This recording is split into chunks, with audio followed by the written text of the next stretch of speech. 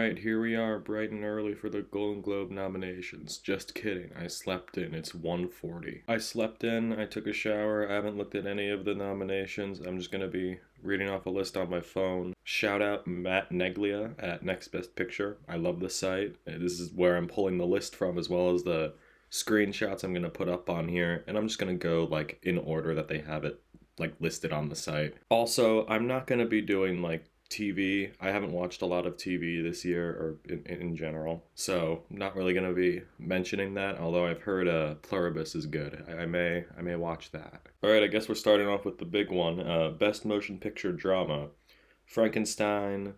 Okay, Hamnet. It was just an accident. I do need to see that. I do need to see It Was Just an Accident and Hamnet. I do need to see that. The Secret Agent, very excited to watch that. Same for Sentimental Value and Sinners. Man, this is tough. Also, I am going to pick winners for these categories just based off of what I think they're going to do, not really like what I want personally to win because I haven't seen all these movies. I don't live in a big city. A lot of these haven't come out yet for the general public or are just not showing in my town. Out of this category specifically, I've really only seen Frankenstein and Sinners. So, but I think I gotta go with Sinners here. It's pretty easily my favorite movie of. Well, I wouldn't even say my favorite movie of the year. It's one battle after another. I know. We got hot takes for the top two best movies of the year over here. They call me the critic. I was just really disappointed by Frankenstein. I mean, there were parts of it I liked. I liked a lot of the technical aspects. I liked Jacob Elordi's performance a lot. I really hope he's here. But I don't know. It was just. I think I very much preferred Sinners. I'm excited to see the rest of them. Best Motion Picture Musical Comedy: Blue Moon. Was that the one with Ethan Hawke? That is the one with Ethan Hawke. Okay, okay. Begonia, great movie. Marty Supreme, very excited to see that. Same with No Other Choice. I know they're doing screenings of it tonight, but the IMAX near me is not one of the selected ones, sadly. Nouvelle Vague? Is that like the Breathless homage? And one battle after another. Okay, wait a minute. Wait a minute. Wait a minute. Wait a minute. Wait. Where's Jake Kelly? Where's Wicked?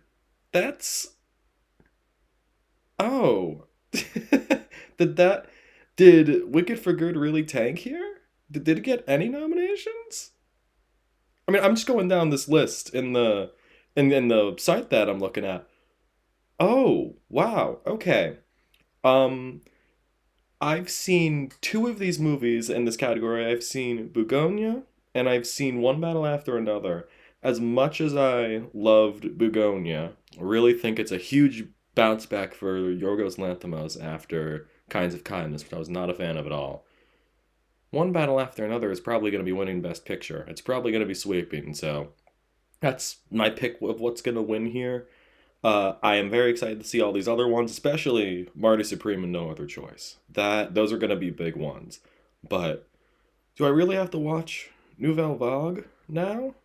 Do I have to watch that? Okay. All right. Best director. We've got Paul Thomas Anderson. We've got Ryan Coogler. We've got Del Toro. We've got Jafar Panahi. We've got Joachim Trier. Probably butchered that first name. And Chloe Zhao.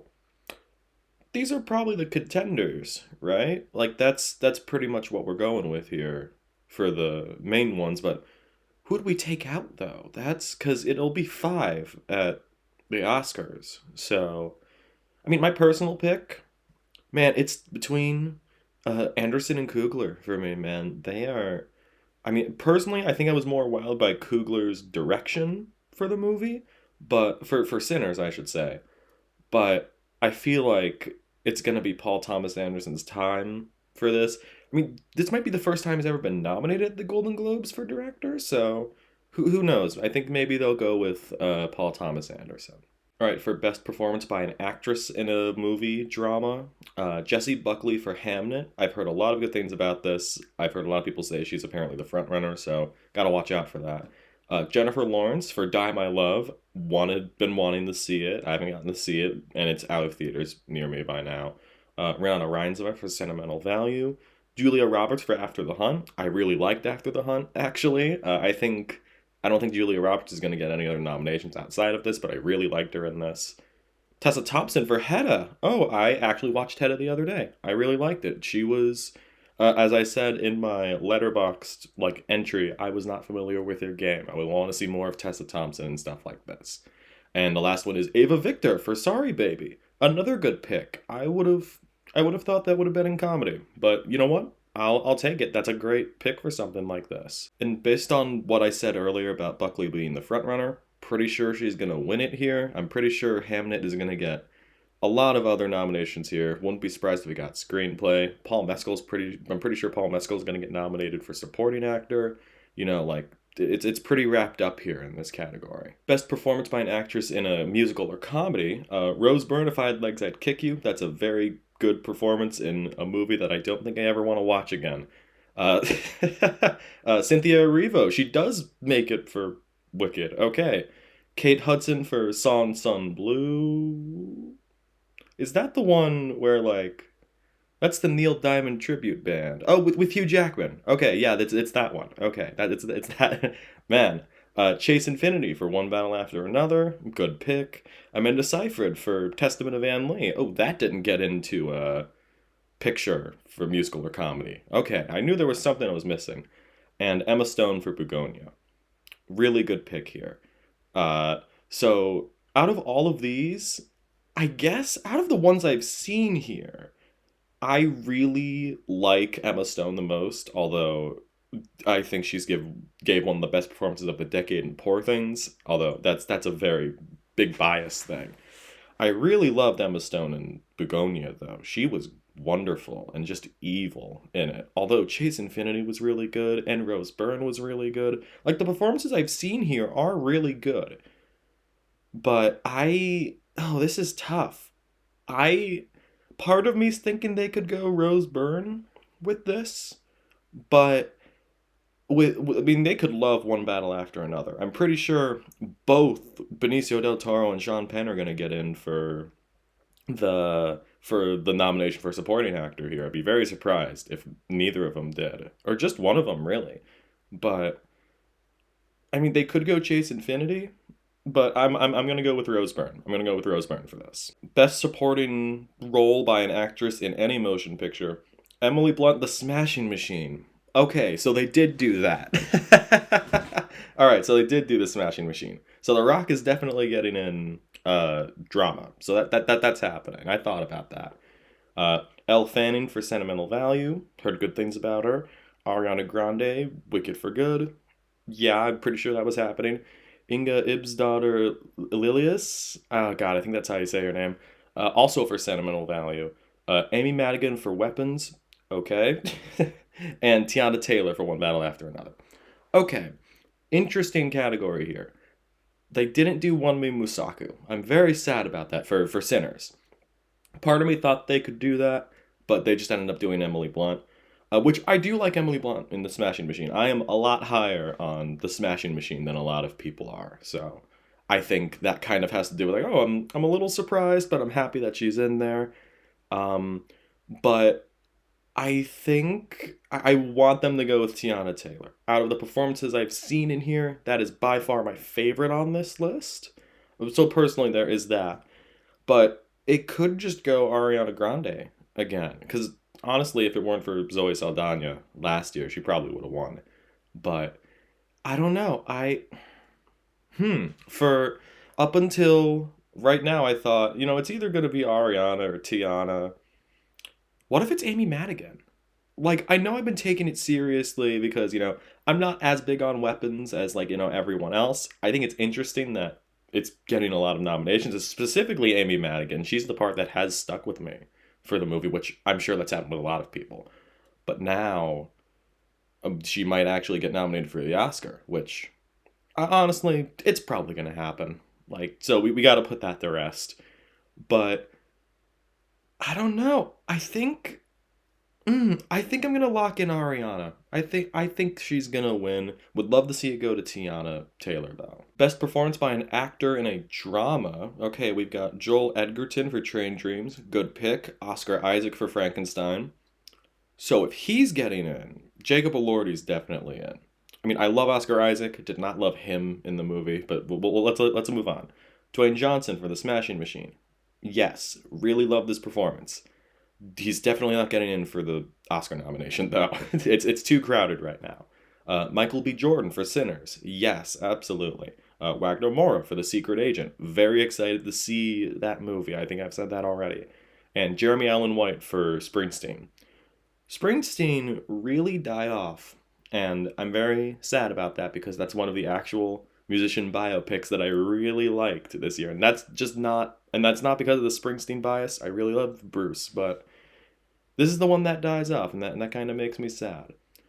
But man, this is kind of packed. I mean, out of the performances I've seen, because I've seen Train Dreams, Smashing Machine, Sinners, and Springsteen. I think Michael B. Jordan is the best performance here by a good mile. Really, really loved his performance in Sinners. I feel like they could. I feel like for the win though, they could go Wagner Moura here because was the Secret Agent in Best Picture Drama? Yes, it was. So they could definitely go Wagner Moura here. So I am very curious to see if that happens. But if anything, it's probably down to Moura and Jordan, which that is a combo that is amazing. But you know what? I'll lock in Jordan for now. I'm gonna play it a little bit safe with this since that's been an established front runner for a while. So we're gonna go with Jordan in this category. Best performance by an actor in a musical or comedy. Lee Byung Hun for No Other Choice. I've heard a lot about his performance. I'm very excited to see what that is. Timothy Chalamet, Marty Supreme. Same thing. That was in Picture, right? Yes, it was. Okay, that was in Picture. So Chalamet, George Clooney, really liked him in Jay Kelly. Leonardo DiCaprio, One Battle After Another. Ethan Hawke, Blue Moon, which that was nominated for Picture in a big surprise, so I'm not surprised he's here now. And Jesse Plemons for Bugonia. Yes. Absolutely. What a pick. And by the way, in this category, Plemons is by far my favorite performance I've seen. I haven't seen No Other Choice or Marty Supreme because those aren't out yet. But I haven't seen Blue Moon either. But man, Jesse Plemons in Bugonia really. I mean, he is a good actor, but he goes to another level in this. Really, one of my favorite performances of the year from him. So obviously, he would be my favorite to win. But this category is so stacked this year. It's pretty much going to come down to Chalamet and DiCaprio. And that might be what it is for the Oscar because it's so competitive. But I guess I can't rule out Ethan Hawke for a nomination now, though, because that's in for Picture. Obviously, he's in. He's like the face of that movie for a lot of it. Oh, I wonder if this would be in screenplay now. That's interesting. But, oh man, I feel like they're gonna, for this category, I feel like they're gonna go with the established vet. And since One Battle After Another is probably winning Best Musical or Comedy, I'm gonna say they give it to Leo here. I think he's gonna win this category. Best Supporting Actor in Any Motion Picture. All right, we got Benicio del Toro. Yes, we kind of on the fence, but we know that now. Jacob Elordi for Frankenstein. Absolutely, best part of that movie. Paul Mescal for Hamnet. Heard good things about that. Sean Penn for One Battle After Another. Unhinged performance. I'm not surprised that's here. Adam Sandler for Jay Kelly. Yes. Really, really one of my favorite performances of his. That really snuck up on me, his performance in that. I heard he was good, but damn is he good in that. And Stellan Skarsgård for Sentimental Value. I think that's pretty much like what the Oscar is vying for, right? That's like pretty locked up. I can't really see anyone else sneaking in at this point unless speaking of Blue Moon, Andrew Scott went supporting. He won an award at the Berlin Film Festival for it. Who knows? Maybe he could show up at like BAFTA, but I'm pretty sure this is what we're coming down to. Just for the Oscar, we don't know if we're gonna cut out like Adam Sandler or Jacob Elordi. I have no idea. But as for the win here, though, this could be tough because going into award season, like, looking at what was going on, like before awards started getting handed out, it was between Stellan Skarsgård and Sean Penn. But Benicio del Toro started winning a lot of critic awards, and that's a pretty big sign for, like, oh, maybe Benicio del Toro is the supporting play for One Battle and not Sean Penn. Or if anything, Stellan Skarsgård could just win here. Like, we really have no idea. So I think I'm just gonna play it safe, and I'm gonna go with Stellan Skarsgård winning this category here. But I wouldn't be surprised if, like, Sean Penn won or anything. Man, I am coming off of a crazy sickness right now. So we're gonna try it. We're not gonna fly through these, but I'm gonna try and edit around like the sniffles. So we got best screenplay here. We've got Hamnet. It was just an accident. We've got Marty Supreme. We've got One Battle After Another. We've got Sentimental Value, and we've got Sinners. That is a good crop of things. I can't think of what could possibly be in here. I think I mentioned Blue Moon being a possibility since Ethan Hawke was in and it was in picture, but that didn't really happen. But no, this is a good set here. In terms of a winner, I'm pretty sure One Battle After Another is gonna win here, just because, like, I think they want to shower Paul Thomas Anderson here, which I guess I can't really blame him. It's sad that there's a good chance that Ryan Coogler doesn't win anything, like, at all, and that makes me sad. So I would love to see it go to something for Sinners, and it would probably be for this. Although I've heard a lot about the Marty Supreme screenplay, so there is that. But for now, I'll just lock in One Battle After Another. All right, best original score. This is the stuff I like to specialize in. I had a whole separate channel that was like little music reviews, which it may still be up, may still be uploading, don't know. But I like focusing on the original score stuff. We got F1, I think, yeah, Hans Zimmer did that. Frankenstein, Alexander Desplat did it. Hamnet, that does qualify. Max Richter did that. There was some things up in the air about like a pre-existing song being used. I'm not going to say which song because, it's a very popular song. It's used in the movie. One Battle After Another, Johnny Greenwood. Sinners, Sinners and Seurat. Okay, Ludwig Göransson and, oh, what's his name who did the Seurat score? Condé Ray, I think that's his name. That's an interesting pick. Also, Seurat for score. I do want to see Seurat. I haven't gotten a chance to mention it yet because I don't think it's even popped up here.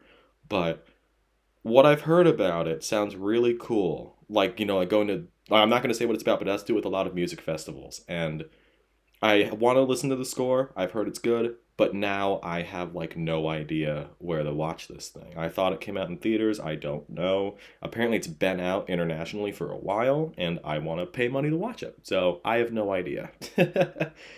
But I think the easy pick here is Sinners.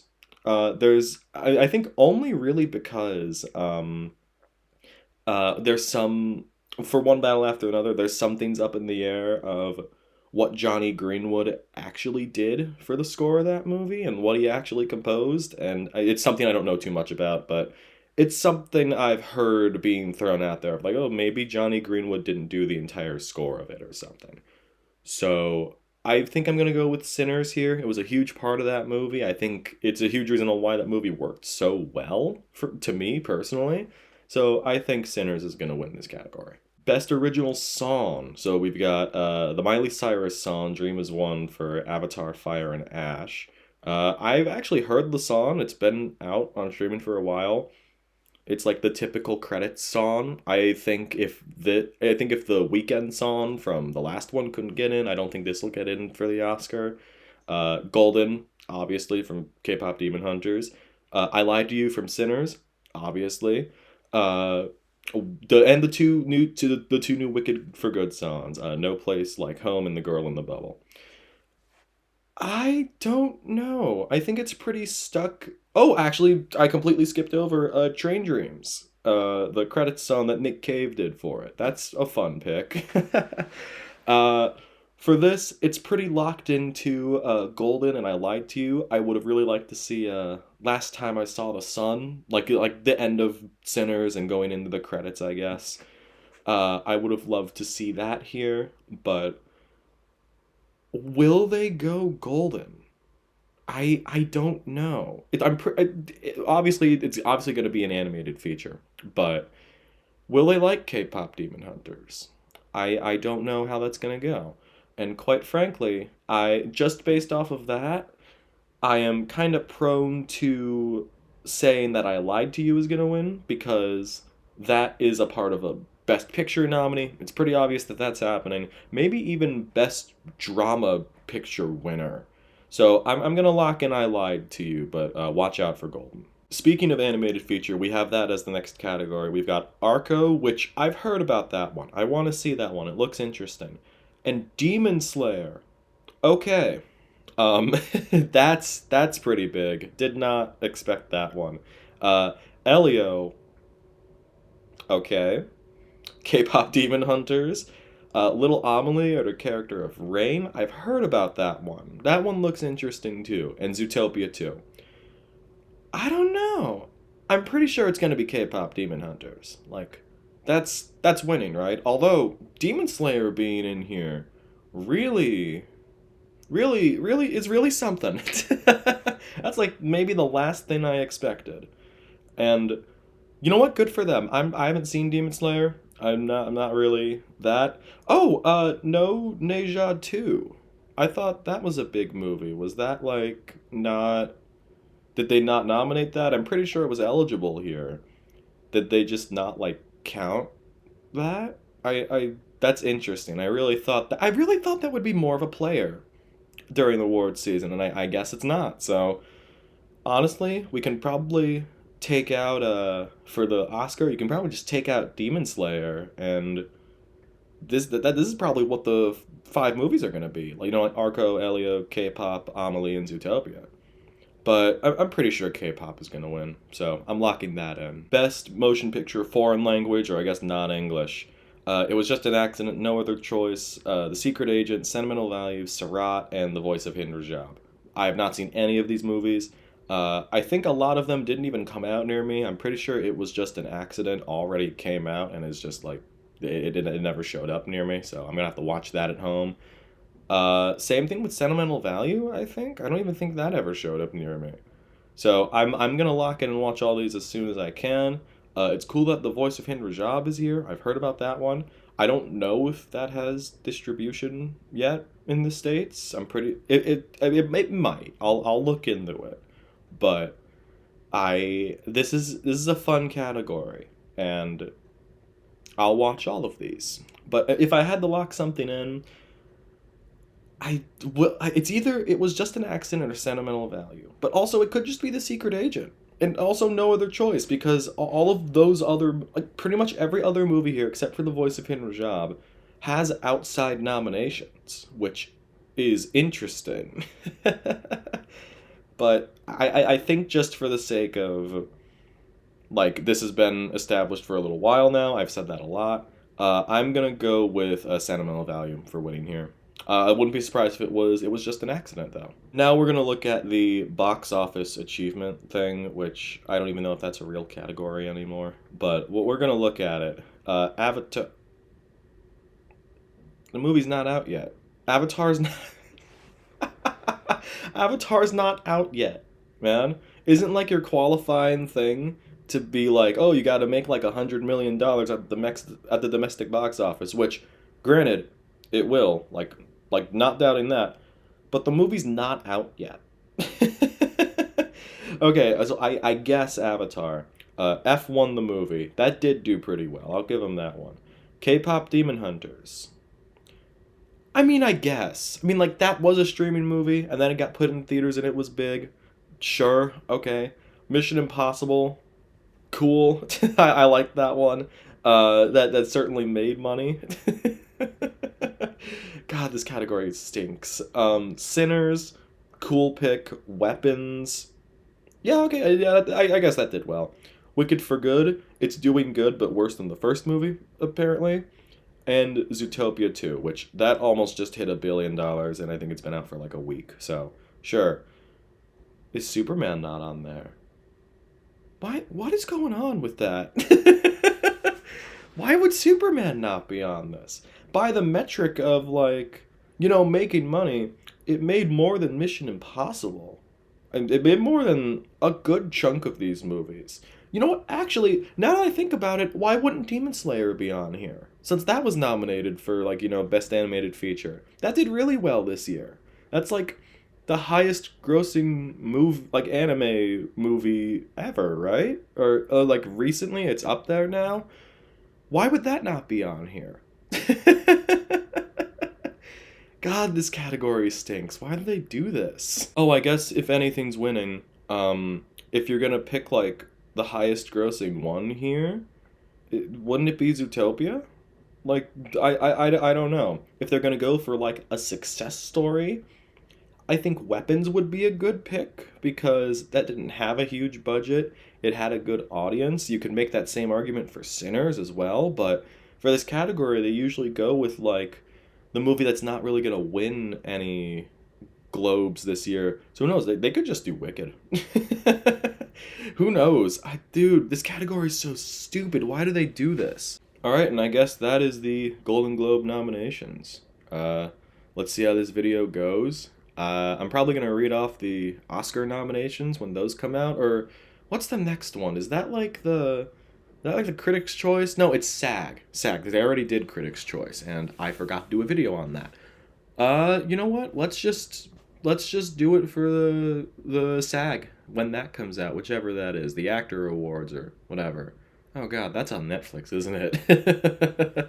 Oh man. Yeah. Okay, that's me talking about the Golden Globes. Wow.